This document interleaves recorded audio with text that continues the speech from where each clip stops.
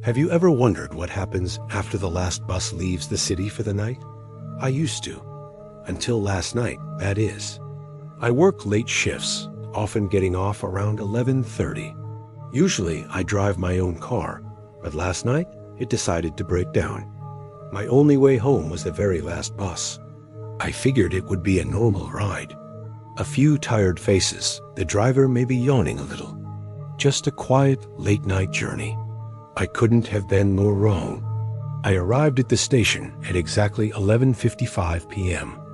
The platform was completely deserted, the only light coming from a few flickering overhead lamps. Then, I saw it roll in. The bus looked old, ancient even, with headlights so dim they barely cut through the gloom. The destination sign wasn't a route number. It just read, "Midnight Route, Final Stop." Strangely, there was no driver visible in the driver's seat. The doors hissed open with a mechanical sigh. Despite my hesitation, I stepped on board. All the seats were empty. The fluorescent lights inside flickered in time with the ones on the platform. The engine was humming, a low, steady vibration, but still, no one was at the wheel. I called out, "Hello?" My voice just echoed in the empty space. No reply, and that's when I noticed the other passengers.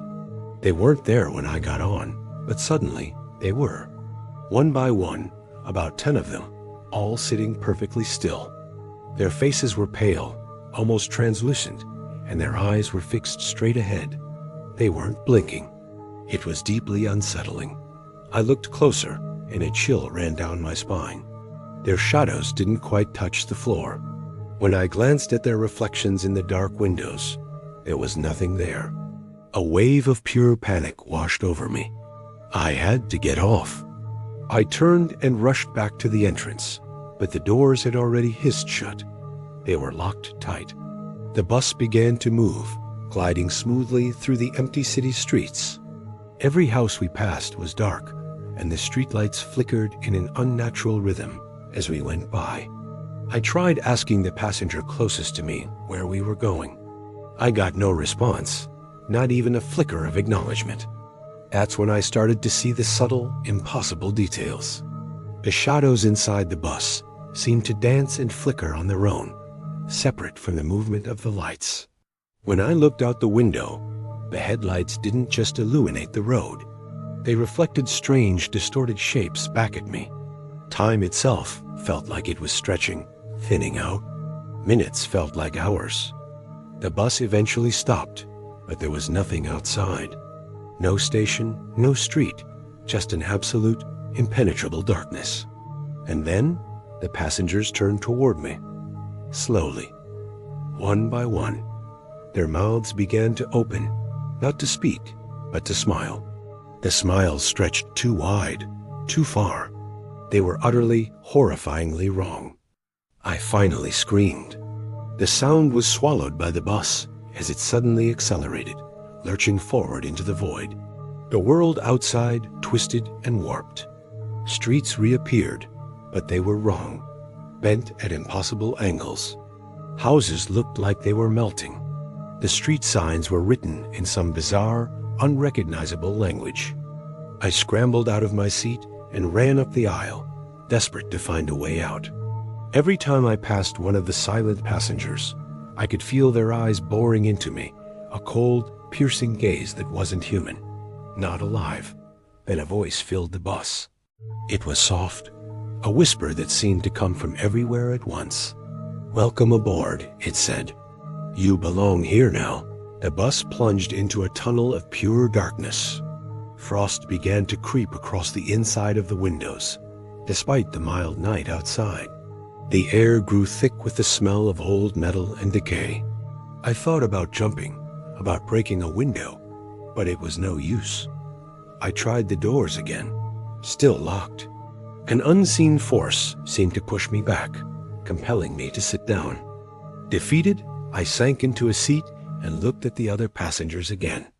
Their faces were starting to blur and shift, changing right before my eyes. And then a horrifying realization hit me. I recognized them. Their faces were from old news stories, from missing persons reports I'd seen over the years. Faces from nightmares. People who shouldn't exist anymore. But here they were, on this bus, watching me, silent, waiting.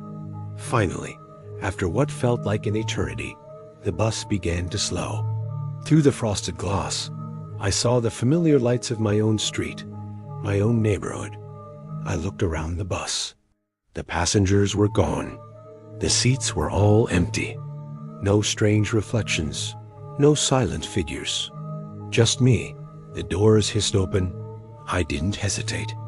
I ran off the bus as fast as I could, my heart pounding against my ribs. The bus didn't wait. It just vanished into the night. I sprinted to my house, fumbled with the keys, and slammed the door shut, locking every bolt I had.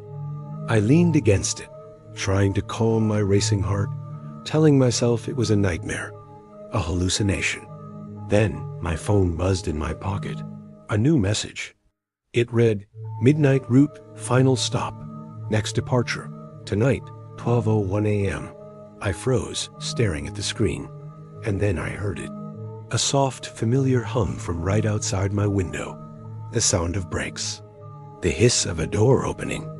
And the sound of footsteps approaching my house, slowly, deliberately. Thanks for watching. Don't forget to like and subscribe for more chilling stories.